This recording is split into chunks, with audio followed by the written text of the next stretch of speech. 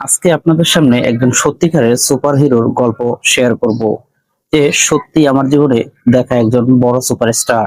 আর সে হচ্ছে হলিউডের ব্যাটম্যান খ্যাত ক্রিস্টিয়ান বেল। ক্রিস্টিয়ান বেলের বাস্তব জীবনের টুইস্টের গল্পটা শুনতে অবশ্যই আপনাকে এই ভিডিওটা সম্পূর্ণ দেখতে হবে। আজকে 1 মিনিটে ক্রিস্টিয়ান বেলের পুরো জীবনীটা আপনাদের সামনে উপস্থাপন করব। হ্যালো বন্ধুরা, আমি পারভেজ আছি আপনাদের সাথে, আর আপনারা দেখছেন ডেইলি গল্প।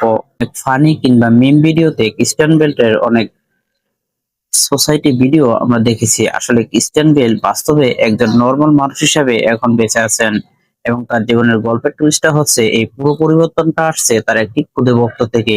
কারণ তার এক খুদে ভক্তের ইচ্ছে ছিল যে সে ব্যাটম্যানকে দেখবে, এবং সত্যি ক্রিস্টিয়ান ছিল সেই সুপার ব্যাটম্যান।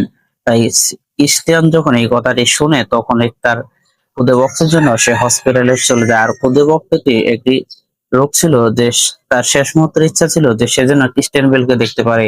তাই তো ক্রিস্টিয়ান বেল তখন ছুটে গিয়েছিল।